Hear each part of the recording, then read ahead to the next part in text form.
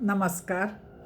आपण दिवसेंदिवस किती टेक्नॉलॉजीवर अवलंबलेलो आहोत ह्याचा स्वानुभव आज मला आला. ह्याच्या आधी मी एक अनुभव दुसऱ्यांना आलेला पाहिला होता. आज चुकून माझ्या हातातून फोन पडला आणि नेमका त्याचा डिस्प्ले खराब झाला आणि काहीच दिसत नव्हतं.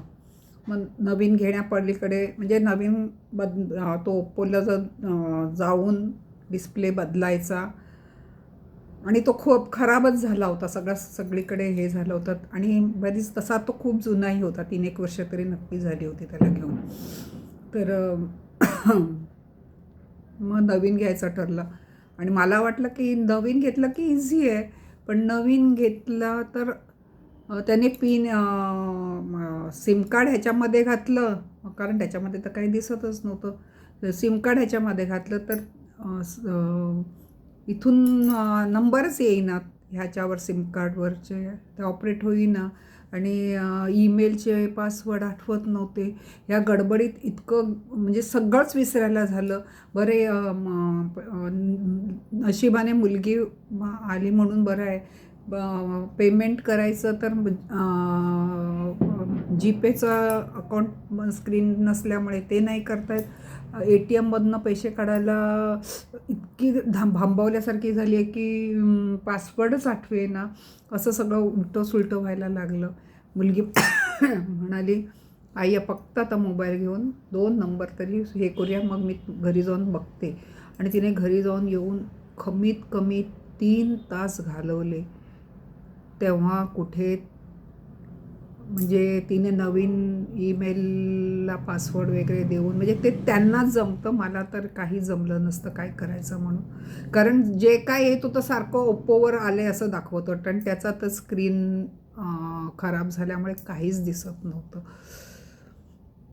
जवळजवळ 3 ते 4 तास पोरगी माझी ते घेऊन बसली आणि मला ह्यावेळेला आठवण आली ती 2021ला मी गावी गेले होते आणि एर्लाकुलमची गाडी उडुपीला आल्यावर त्या गाडीत मी चढले होते आणि त्या गाडीत एक मुलगा त्याचा वरती होता, तो सारखा वर खाली खाली वर करायचा आणि तो भांबावल्यासारखा मला जाणवत होता. आणि मला सगळ्यांची बोलायची सवय, पण त्या दिवशी मी अगदी म्हणजे तो गणपती उत्सव वगैरे झाला होता आणि थोडीशी थकलेही होते, त्यामुळे मी पहिल्यांदा झोपले. आम्ही जरी म्हणजे तसं दिवसात चढलो होतो, पण मग दुपारी लंचच्या वेळेला तो मुलगा जास्तच वर खाली वर खाली वर खाली करत होता, जाणवत होतं मला. पण तरी मला असं विचारावं असं की तू जेवणार का वगैरे असं वाटलं नाही. पण जेव्हा संध्याकाळचा चहा म्हणजे आम्ही मला वाटतं 10:30ला वगैरे चढलो होतो, दुपारचं जेवून घेतलं, झोपलो आणि जेव्हा संध्याकाळचा चहा पिताना मला तो पुन्हा तळमळताना मी त्याला विचारलं चहा पिणार का म्हणून. तेव्हा त्याने मला सांगितलं पाणी पाहिजे म्हणून. म्हणजे काय झालं होतं, नंतर त्याने मला सांगितलं की त्याचा मोबाईल हँग झाला होता आणि त्याच्याकडे ₹1ही नव्हता. घरून ही मुलं पाणी घेऊन येत नाहीत, बाहेरचं विकत घ्यायला त्याचा फोन चालत नव्हता. चहा, कॉफी, जेवण काहीही तो मुलगा घेऊ शकत नव्हता आणि तो इतका भांबावला होता, त्याला काही करता येत नव्हतं. फोन हलवत होता, हे करत होता आणि त्यामुळे तो सारखा वर खाली वर आणि तहान तर लागते माणसाला. आणि मला सवय आहे खूप पाणी घेऊन फिरायची, त्यामुळे मी त्याला म्हटलं, माझ्या 2 बाटल्या त्याला दिल्या, म्हटलं ह्या तुझ्यासाठी आहेत, तू घे म्हणून. आणि मग त्याला चहा दिला. तेव्हा मग त्याला विचारलं तू काही खाणार का, आणि माझ्याकडे माझ्या मैत्रिणीने इडली डोसे दिले होते आणि पोळी भाजी पण दिली होती. मग रात्रीच्या ह्याला पण लागेल, दिवसाला पण लागेल म्हणून. तर तो मला म्हणाला मला इडली चटणीच द्या. मग त्याला इडली चटणी दिली. खरोखर त्या मुलाला इतकी भूक लागली होती, तो एर्नाकुलमवर माझ्याही आधी तो चढला असेल. आणि मग पण मुलगा खरोखर खरा होता. त्याने ते तो हॉस्टेलमध्ये पुण्यामध्ये राहायला हॉस्टेलला आहे, त्याने सांगितलं. त्याचा तोडकं मोडकं केरलियन टाईपचं इंग्लिश आणि हे करून तो सांगत होता मला की त्याने त्याच वर्षी पुण्याला ॲडमिशन घेतलं होतं. आता गंमत म्हणजे त्याने त्या मित्रांसाठी वगैरे केळा वेफर दिलं, तर मला म्हणाला हे घेऊन टाका तुम्ही सगळे. मी म्हटलं अरे तुझ्या मित्रासाठी मी घेते, एक बूट मी घेतले, ह्यांना दिले. म्हटलं नाही तू मित्रांसाठी घेतलेले आहे तूच.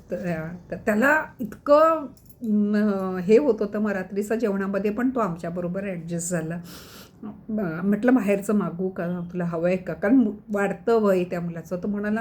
आणि मला आज जाणवतं त्या स्थितीमध्ये, आज जेव्हा माझं सगळंच फोन बंद झाला आणि मला मला काहीच आठवत नव्हतं ना, मला भूक तहान, म्हणजे आपण आपल्या शरीराचा एक भाग झाला आहे मोबाईल. म्हणजे त्या मोबाईलमध्ये माझं नोट्स, त्याच्यामध्ये मला काय वाटलं की एखादं गाणं रचलं की त्याच्यावर पूर्वी कसं एक कागदावर असायचं, वहीवर लिहिलेलं, एक फोन नंबर नाही, आणि फोन नंबर कोणाचेच पाठ नाही, एक मुलीचा आणि मिस्टरांचा, ह्या पलीकडे कुठलाही फोन नंबर नाही, सगळे व्हॉट्सअप मिळणार नाही.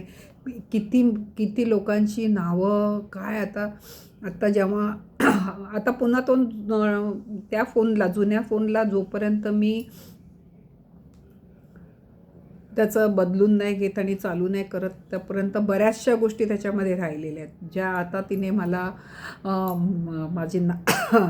माझी कॉन्टॅक्ट नंबर वगैरे तेच तिने तेही सांगितले. आता तू जर गुगलमध्ये बॅकअप नसेल घेतं तर काही कॉन्टॅक्ट तुझे त्याच्यातच राहिले असतील.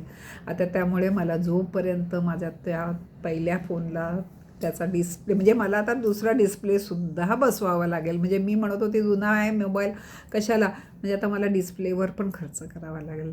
पण प्रश्न खर्चाचा तर आहेच आहे. अचानक हा खर्च आला, हा ठरवला नव्हता, विचारात नव्हता गेला.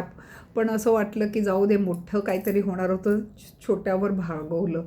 पण आपण किती आपल्या शरीराचा एक भाग तुटल्यावर किंवा दुखावल्यावर किती आपण गलितगात्र होतो, तसं ते एका मोबाईलमुळे गलितगात्र झालं आहे. कारण सगळी इन्फॉर्मेशन, सगळं काही त्याच्यामध्ये घातलेलं आहे. मला खरंच त्या मुलाची, केरळहून येणाऱ्या मुलाची आठवण आली. तो तर एवढा यंग होता, म्हणजे मला वाटतं 12वी का 11वीचं त्याने ॲडमिशन घेतलं होतं. म्हणजे 12वी होऊन मला वाटतं म्हणजे फर्स्ट इयरसाठी ॲडमिशन घेतलं होतं. त्या मुलाची मला खूप आठवण आली की काय त्याची तडफड होत होती. आणि कारण पुण्याला त्याच्याकडे ₹1 कॅश नव्हता, आणि पुणा स्टेशनपासून त्याला जायचं म्हणजे पुन्हा रिक्षाचे पण त्याच्याकडे पैसे नव्हते. इतका तो हे झाला होता आणि पण त्याने माझ्याकडून रिक्षाचे वगैरे पैसे नाही घेतले. आणि मेन कॉन्टॅक्ट कोणाचेच नाही ना, फोन हँग झाल्यामुळे. त्याचं पण असंच झालं असेल, फक्त आईवडिलांचा फोन पाठ असेल आणि आईवडील फोन करत असतील तर त्याला त्याची पण चिंता वाटत असेल की फोन लागत नाही, आईवडील चिंतेत. तर जे नंबर पाठ असतील त्यांना तो फोन करून फक्त सांगू शकत होता, पण पैसे पण घेऊ शकत नाही कारण मोबाईलच बंद होता. इतकं आपण गलितगात्र होतो. त्यामुळे ओव्हर डिपेंडन्सी ह्या टेक्नॉलॉजीवर खरंच करून उपयोग नाही, असं मला अगदी त्यावेळेलाही वाटलं होतं. आता मला स्वतःला वाटतं की नाही. आणि दुसरं म्हणजे पासवर्ड लक्षात ठेवणं अतिशय गरजेचं आहे. ईमेलचे वगैरे, नाही तर तुमचं गुगल अकाउंट ओपन होत नाही, तुमचे फोन कनेक्ट होत नाही. नुसतं सिम कार्ड घातलं की पहिले कसे छोटे फोन नुसतं सिम कार्ड ह्या फोनमधनं काढलं त्या फोनमध्ये घातलं की फोन चालू होत होता. आता तसं ॲक्टिवेट होत नाही, त्याला सगळ्या गोष्टी द्याव्या लागतात. आणि पुन्हा ते फोन नंबर रिकवर करायला गुगल अकाउंटशी जोडणं आणि त्या गुगल अकाउंटशी जोडणं म्हणजे तुमचा पासवर्ड लक्षात असणं खूप गरजेचं आहे. हा माझा अनुभव आला म्हणून मी अगदी, आपण खूप टेक्नो फ्रेंडली होतो आहे का टेक्नो डिपेंडन्सी होते हे असं माझ्या मनामध्ये आलं. खूप आपलं टेक्नॉलॉजीवरचा डिपेंडन्सी खूप वाढत चालली आहे, खूपच वाढत चालली आहे.